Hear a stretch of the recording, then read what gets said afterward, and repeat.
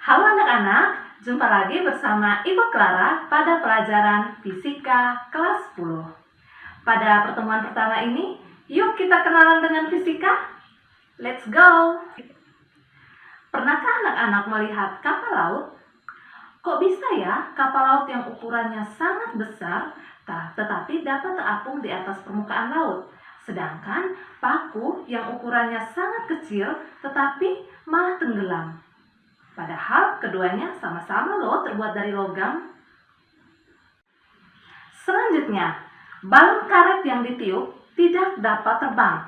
Sedangkan balon udara yang cukup besar malah dapat menerbangkan orang-orang. Kok bisa? Kapal laut, balon udara, dan teknologi modern lainnya merupakan hasil dari produk fisika. Fisika adalah kunci dari perkembangan teknologi. Jadi, apa itu fisika? Fisika adalah salah satu cabang ilmu sains atau IPA yang mempelajari tentang gejala alam fisik, materi, energi, serta interaksi antar keduanya.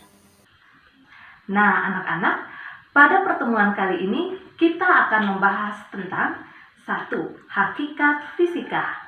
Berikutnya, metode ilmiah dan keselamatan kerja di laboratorium.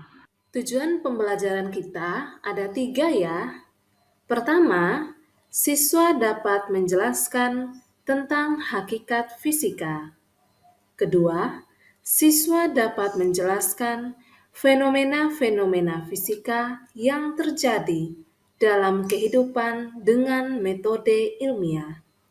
Ketiga, siswa dapat menjelaskan tentang keselamatan kerja di laboratorium. Kita mulai dari hakikat fisika. Hakikat fisika dibagi atas 3, yaitu fisika sebagai produk, fisika sebagai proses, dan fisika sebagai sikap. Yang pertama, fisika sebagai produk, body of knowledge. Artinya, fisika menghasilkan produk atau kumpulan ilmu pengetahuan yang didapatkan ilmuwan dari hasil pengamatan dan penyelidikan. Produk fisika dapat berupa fakta, konsep, prinsip, teori, rumus, model, dan hukum. Berikutnya, fisika sebagai proses, a way of investigation.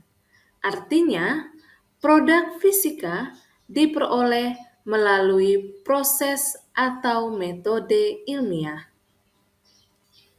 Selanjutnya, fisika sebagai sikap, a way of thinking. Artinya, seorang ilmuwan harus memiliki sikap-sikap ilmiah, seperti rasa ingin tahu yang tinggi, kritis dan kreatif, tidak mudah menyerah, teliti, dan bertanggung jawab. Berikutnya, metode ilmiah. Metode ilmiah terdiri atas langkah-langkah sebagai berikut. Yang pertama, melakukan observasi atau pengamatan. Pengamatan atau observasi harus berdasarkan fakta yang ditemukan di lingkungan sekitar. Contohnya, paku yang berukuran sangat kecil dapat tenggelam di air, sedangkan kapal yang berukuran sangat besar tetapi malah terapung di atas air. Langkah kedua, merumuskan masalah. Dapat berupa pertanyaan-pertanyaan dari fakta yang ditemukan saat observasi. Contohnya, mengapa kapal dapat terapung? Langkah ketiga, kajian pustaka. Artinya, peneliti perlu mencari atau mengkaji informasi atau literatur untuk mencari jawaban dari rumusan masalah. Langkah keempat, membuat hipotesis atau dugaan sementara. Artinya, peneliti perlu membuat jawaban sementara dari masalah yang dikaji. Contohnya, dari permasalahan tadi, jawaban sementaranya adalah total gaya yang diberikan oleh air laut lebih besar daripada total gaya berat yang diberikan oleh kapal. Langkah kelima, membuat eksperimen.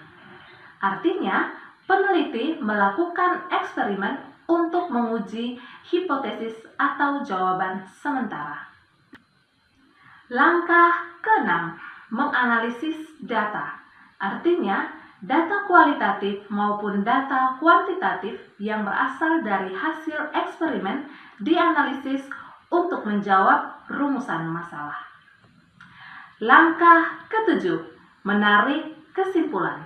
Kesimpulan yang diambil haruslah menjawab rumusan masalah yang dikaji. Contohnya, berdasarkan rumusan masalah tadi, mengapa kapal dapat terapung? Nah, jawabannya adalah karena berat total kapal itu lebih kecil daripada gaya yang diberikan oleh air kepada kapal. Selanjutnya, keselamatan kerja di laboratorium.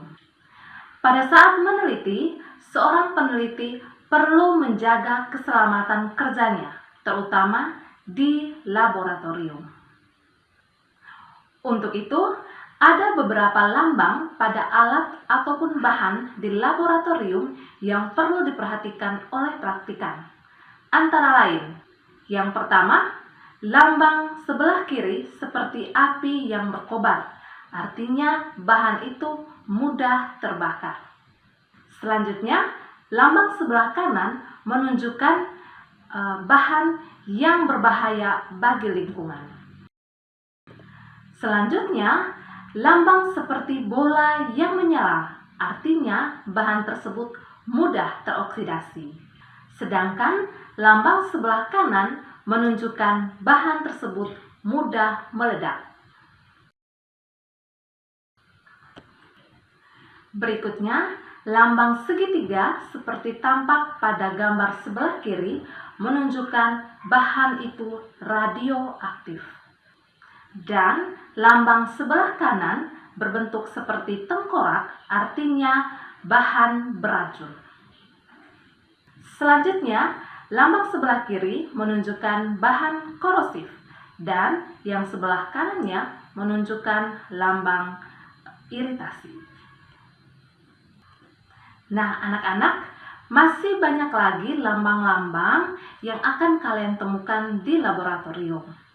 Untuk itu, kalian perlu berhati-hati dan perlu mencari informasi terlebih dahulu setiap lambang yang kalian temukan. Kesimpulan pelajaran kita hari ini.